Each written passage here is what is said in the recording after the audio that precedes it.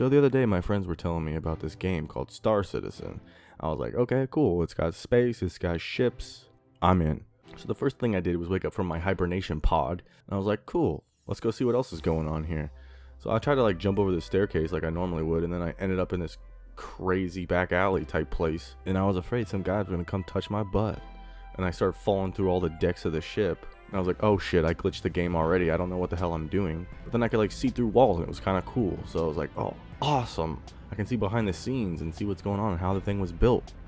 Then I flew through another wall, and I ended up in this crazy ass place. I started getting hurt. I was like, oh, awesome. I can actually move around now and see what's going on. The walls were kind of see-through, and you could see out into space where there was like a giant planet in a ring out in space like Halo.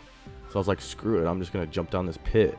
But then I started to fly, and it was weird. I started feeling sick. I started vomiting, and I shit myself. I wandered around in this weird zero gravity area for what seemed like hours, and then I finally escaped through a crack. And then I saw it. Space. I was actually in space. It was glorious. I was breathtaking. All of my breath had been taken. So I started to explore even more.